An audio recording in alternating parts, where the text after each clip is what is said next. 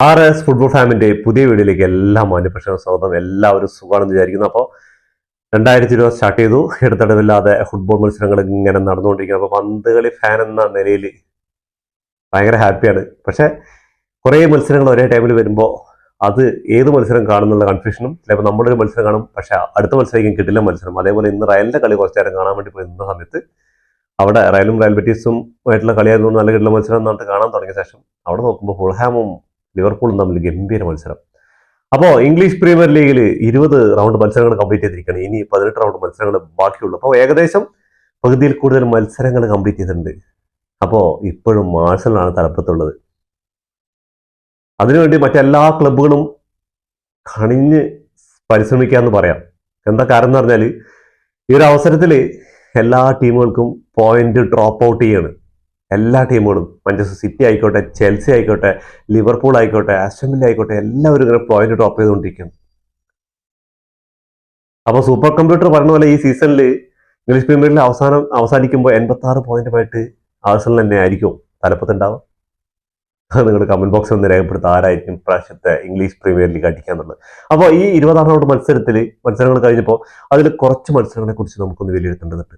ഇതിൽ 20 റൗണ്ടിൽ ആദ്യ മത്സരം നടന്നത് ആസ്റ്റൺ വില്ലയുടെ ഹോം ഗ്രൗണ്ടിൽ വെച്ചിട്ട് നട്ടിംഗ്ഹാം ഫോറസ്റ്റിനെ 3-1 പരാജയപ്പെടുത്തായിരുന്നു. ആഴ്സണലായിട്ട് പരാജയപ്പെട്ടതിന്റെ എല്ലാ ചൊർക്കും ഈ ചെങ്ങന്മാര് നട്ടിംഗ്ഹാം ഫോറസ്റ്റിന്റെ നെഞ്ഞത്താണ് തീർത്തത്. 3-1 വിജയിച്ചത് ആസ്റ്റൺ വില്ല. അപ്പോൾ വീണ്ടും രണ്ടാം സ്ഥാനത്ത്, സിറ്റിയെ മറികടന്ന് രണ്ടാം സ്ഥാനത്ത് കയറിയിട്ടുണ്ടായിരുന്നവര്.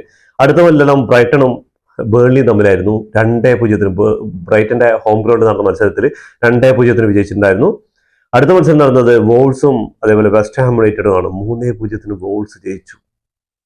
എവിടെയാണ് കിടക്കണമെന്ന് ആലോചിക്കണം. ഇംഗ്ലീഷ് പ്രീമിയർ ലീഗിന്റെ ആ ഒരു പോയിന്റ് ടേബിൾ നോക്കിക്കഴിഞ്ഞാൽ വോൾസ് എവിടെ കിടക്കണം നോക്കണം. വോൾസ് എവിടെ കിടക്കണം നോക്കണം എന്ന് പറഞ്ഞാൽ ഏറ്റവും അവസാനം അവര് മാഞ്ചസ്റ്റർ യുണൈറ്റഡിന്റെ കൂടെ സമനില നേടി. അങ്ങനെ 3 സമനില ഉണ്ടായിരുന്നത്, ഒരു 3 പോയിന്റ് ഉണ്ടായിരുന്നത്. ഇന്നലെ വിജയിച്ചോട് കൂടിയിട്ട് അവർ 6 പോയിന്റായി. ലീഗിലെ ഏറ്റവും താഴെയാണ് കിടക്കുന്നത്.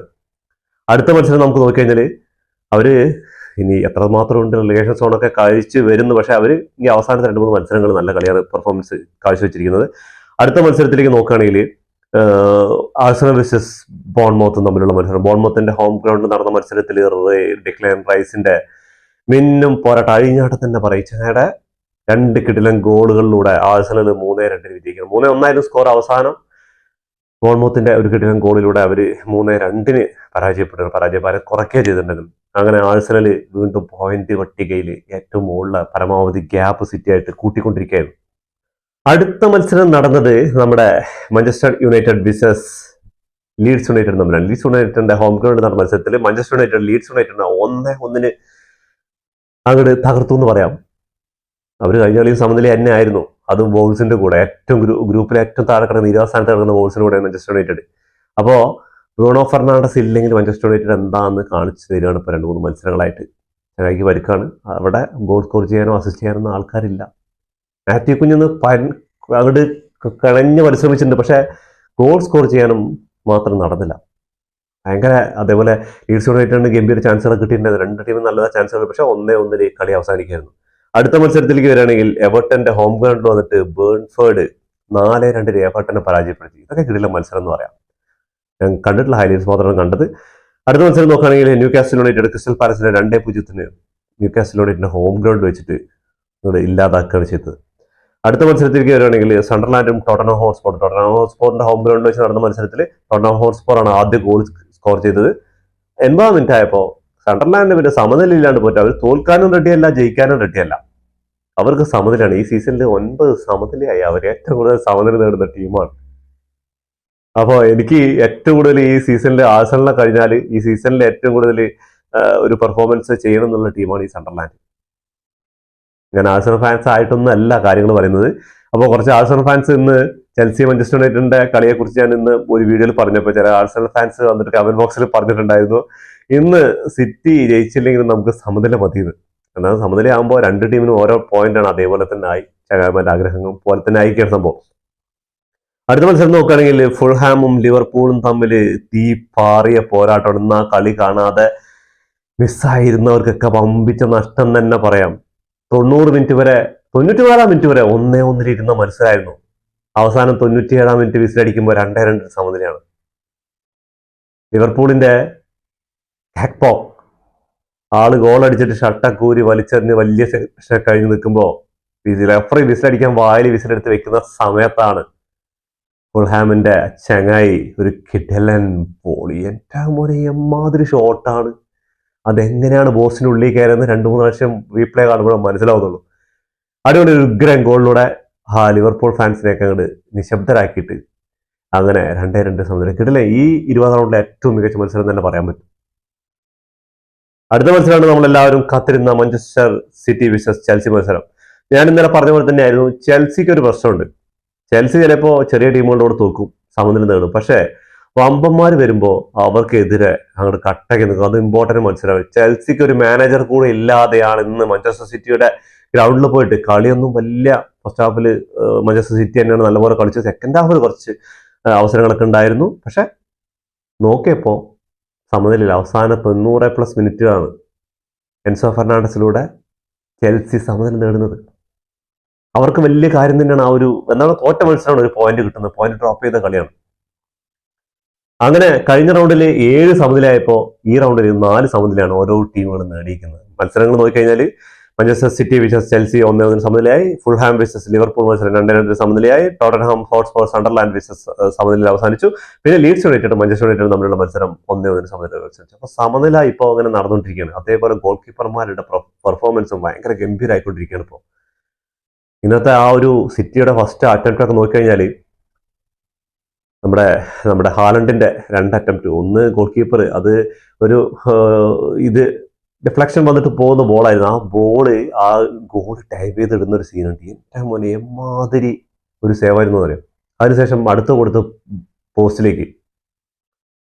അതേപോലെ ലിവർപൂളും ഫുൾഹാമിന്റെ മത്സരത്തിലും പോസ്റ്റിൽ 1-2 അതേപോലെ ഗാക്പോക്ക് ഈ ചങ്ങായി ഇന്ന് അടിച്ച ഷോട്ടുകൾ ഓൺ ടാർജറ്റിക്ക് ഒരെണ്ണം അടിച്ചുള്ളൂ, അത് ഗോൾ ആവുകയും ചെയ്തു. പക്ഷെ പിന്നെ അടിച്ചു കൊടുത്ത് എവിടേക്കാണ് പോയതൊന്നും ഒരു പിടുത്തമില്ല.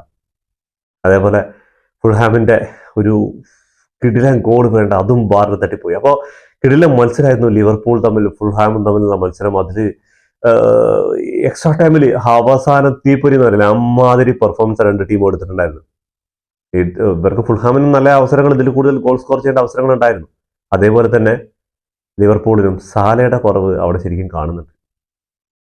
എന്താന്ന് പറഞ്ഞാൽ ബ്രിഡ്സ് ഗോൾ അടിച്ചു എന്ന്, അതൊക്കെ ശരിയാണ്, കാര്യങ്ങളൊക്കെ ഇന്ന് അടിച്ചിട്ടുണ്ട്. ഗോൾ അടിച്ചു, ഓഫ് സൈഡ് വിളിച്ചു, അത് വാറിന് കൊടുത്തു, അത് ഗോളായി മാറിയിട്ടുണ്ട്. ഇപ്പോൾ ചുരുങ്ങിയതൊരു 8 ഷോട്ടോ 9 ഷോട്ടോ അടിച്ചിട്ടുണ്ടാവും. പക്ഷേ ഗോൾ പോസ്റ്റിന്റെ അപ്പുറത്തു കൂടെ ഇങ്ങനെ വിലങ്ങും അടി തന്നെ. ഒരു എന്താ പറയാ, ഒരു ടാർജറ്റ് ഇല്ലാത്ത അടി എന്ന് പറയില്ല, അങ്ങനത്തെ ഓഫ് ടാർജറ്റിലായിരുന്നു ഈ അടികളൊക്കെ പോയിട്ടുണ്ടായിരുന്നു. അപ്പൊ നമുക്ക് ഇംഗ്ലീഷ് പ്രീമിയർ ലീഗിൽ ടേബിളിലേക്ക് ഒന്ന് കടന്നു കഴിഞ്ഞാൽ നമുക്ക് പറയാനുള്ളത് പറഞ്ഞാൽ ആഴ്സണലാണ് തലപ്പത്തുള്ളത് എല്ലാവർക്കും അറിയാം.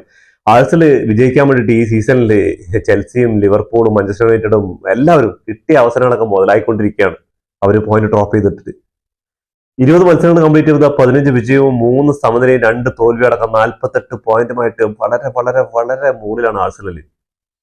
ഞാൻ ഈ ഡയലോഗ് അടിക്കുമ്പോൾ എങ്ങാനും അവസാനമാകുമ്പോൾ ആഴ്സണലെങ്ങാനും കലോട്ട് അടിക്കുകയാണെങ്കിൽ എല്ലാവരും കൂടി എന്നൊരു ടോൾ ഉണ്ടാവും. അപ്പോൾ ഞാൻ കളിയെ കുറിച്ചുള്ള ഇപ്പോഴത്തെ ഒരു വിലയിരുത്തലാട്ടോ. എനിക്കും വലിയ പ്രതീക്ഷയൊന്നുമില്ല, പക്ഷെ എന്നാലും ഇങ്ങനെയൊക്കെ മറ്റുള്ള ടീമുകൾ പോയിന്റ് ഡ്രോപ്പ് ചെയ്യുമ്പോൾ ഒരു പ്രതീക്ഷ. പ്രാവശ്യം ആഴ്സണൽ കപ്പടിക്കുന്നു. ഇംഗ്ലീഷ് പ്രീമിയർ ലീഗ് ടൈറ്റിലിൽ അവർ കുറെ കാലത്തിന് ശേഷം ഗണ്ണേഴ്സ് മുത്തമിടുന്നുള്ളൊരു കാര്യം എൻ്റെ മനസ്സ് പറയുന്നുണ്ട്. അത് എനിക്ക് വലിയൊരു ആഗ്രഹം കൂടിയുണ്ട്. എന്താന്ന് പറഞ്ഞാൽ ഞാൻ ആഴ്സണൽ ഫാനൊന്നുമല്ല, ഇംഗ്ലീഷ് പ്രീമിയർ ലീഗിലെ ആഴ്സണൽ ഫാനൊന്നുമല്ല. എന്നാലും അവർ കളിക്കുന്ന കളിക്ക് നമ്മൾ കഴിഞ്ഞ വർഷം PSG ചാമ്പ്യൻസ് ലീഗ് കളിക്കണമെന്നുണ്ടായിരുന്നു. എന്താ പറഞ്ഞാൽ അവർ അത്രയും നല്ല പെർഫോമൻസ് എടുത്തിട്ടുണ്ടായിരുന്നു മൊത്തത്തിൽ. അപ്പോൾ 2ാം സ്ഥാനത്തുള്ള സിറ്റി 20 മത്സരങ്ങൾ കംപ്ലീറ്റ് 13 വിജയവും 3 സമനിലയും 4 തോൽവി അടക്കം. അവസാനം 2 മത്സരങ്ങൾ സമനിലയാണ്. ഓരോ പോയിന്റ് 2 മത്സരങ്ങളോട് 4 പോയിന്റാണ് സിറ്റി ടോപ്പ് ചെയ്ത് 42 പോയിന്റുമായിട്ട് 2ാം സ്ഥാനത്തുള്ളത്. 44 ഗോളുകൾ അടിച്ചപ്പോൾ 18 ഗോളുകൾ വഴങ്ങിയിട്ടുണ്ട്. 3ാം സ്ഥാനത്തുള്ള ആസ്റ്റൺ വില്ല ഇതേ പോയിന്റാണ്. 20 മത്സരങ്ങൾ കംപ്ലീറ്റ് ചെയ്ത് 13 വിജയവും 3 സമനിലയും 4 തോൽവിയും. സെയിം ആണ്. 33 ഗോളുകൾ അടിച്ചപ്പോൾ 24 ഗോളുകൾ വഴങ്ങിയിട്ടുണ്ടായിരുന്നു. ഒരു 42 പോയിന്റുമായിട്ട് സെയിം പോയിന്റാണ് സിറ്റിയുടെ കൂടെ നിൽക്കുന്നത്. ആസ്റ്റൺ വില്ല ഈ സീസണിൽ എന്തെങ്കിലുമൊക്കെ കാണിക്കും എന്ന് പറഞ്ഞതിൽ ഒരു സംശയം. ആഴ്സണലായിട്ട് അവർ ഫസ്റ്റ് ഹാഫിൽ നല്ല രീതിക്ക് കളിച്ചിട്ട് സെക്കൻഡ് ഹാഫിലാണ് അവർ വീണത്. അതിനെക്കുറിച്ചുള്ള വീഡിയോ ഒക്കെ ഞാൻ ചെയ്തിട്ട് കാണാത്തവർ ആ വീഡിയോ പോയി കാണാം. അപ്പോൾ 4ാം സ്ഥാനത്ത് ലിവർപൂൾ ആയിരുന്നു. ലിവർപൂളിൽ നിന്ന് കുറച്ചുകൂടെ മുകളിലേക്ക് വരായിരുന്നു. പക്ഷേ അവർ ഇന്ന് സമനില ഡ്രോപ്പ് ചെയ്ത് 10 മത്സരങ്ങൾ വിജയിച്ചപ്പോൾ 4 സമനിലയും 6 തോൽവിയടക്കം 34 പോയിന്റുമായിട്ടാണ്. തലപ്പത്തുള്ള ആഴ്സണലായിട്ട് എത്ര പോയിന്റ് വ്യത്യാസം എന്നറിയോ? 14 പോയിന്റിന്റെ വ്യത്യാസമുണ്ട്. അപ്പൊ ഇനി ആ പോയിന്റ് ഒക്കെ എത്തിയിട്ട് നമ്പർ 4 പരമാവധി ശ്രമിക്കുക. എന്താ പറഞ്ഞാല് 4-ലാണെങ്കിലും ഒരുപാട് പേര് മത്സരിക്കുന്നുണ്ട് ഈ 4-ലേക്ക് എത്താൻ വേണ്ടിയിട്ട്. ഇപ്പോൾ സിറ്റിയും ആസ്റ്റൺ വില്ലയൊക്കെ ആയിട്ട് നോക്കുമ്പോൾ ഒരുപാട് വ്യത്യാസമുണ്ടോ, 8 പോയിന്റിന്റെ ഒക്കെ വ്യത്യാസമുണ്ട്. പക്ഷേ മറ്റുള്ള ടീമുകൾ ഈ 4ാം സ്ഥാനത്തിന് വേണ്ടിയിട്ട് പുറകിൽ ഒരുപാടുണ്ട്. ചെൽസിന്റെ കാര്യം നോക്കിയാൽ 20 മത്സരങ്ങൾ കംപ്ലീറ്റ് ചെയ്തപ്പോൾ 8 വിജയവും 7 സമനിലയും 5 തോൽവി അടക്കം 31 പോയിന്റുമായിട്ട് തൊട്ട് പുറകിലുണ്ട്. 33 ഗോളുകൾ അടിച്ചപ്പോൾ 22 ഗോളുകൾ വഴങ്ങിയിട്ടുണ്ട്. ചെൽസിക്ക് തൊട്ട് താഴെ മാഞ്ചസ്റ്റർ യുണൈറ്റഡ് നിന്ന് മുകളിലേക്ക് വരാനുള്ള അവസരമായിരുന്നു, അവരും അത് നടത്തിയില്ല. എന്താ പറയുക, ലീഡ്സ് യുണൈറ്റഡും വോൾസ് ഒക്കെ ആയിട്ട് ഈ കളി കളിക്കുന്നത്. ഇനി മാഞ്ചസ്റ്റർ യുണൈറ്റഡ് ചിലപ്പോൾ ആഴ്സണലോ അല്ലെങ്കിൽ ചെൽസിയോ അല്ലെങ്കിൽ ലിവർപൂളൊക്കെ ആയിട്ടുള്ള കളിക്കായിരിക്കും ഇവർ ജയിക്കുക. അങ്ങനെയുള്ള പ്രശ്നങ്ങളാണ് ഈ മാഞ്ചസ്റ്റർ യുണൈറ്റഡിനും ചെൽസിക്കൊക്കെ ഉള്ളത്. അപ്പോൾ അതിനടുത്ത് ബേൺഫോർഡാണ് 20 മത്സരങ്ങൾ കംപ്ലീറ്റ് ചെയ്തപ്പോൾ 8 വിജയവും 7 സമനിലയും 5 തോൽവി അടക്കമായിട്ട് 31 പോയിന്റ്. അതേ പോയിന്റിൽ അവർ നിൽക്കുന്നുണ്ട്. 32 ഗോളുകൾ അടിച്ചപ്പോൾ 28 ഗോളുകൾ വഴങ്ങിയിട്ടുണ്ട്. 8ാം സ്ഥാനത്തുള്ള സണ്ടർലാൻഡാണ് സമനിലയെ പ്രണയിച്ചവരെന്ന് വേണമെങ്കിൽ പറയാം.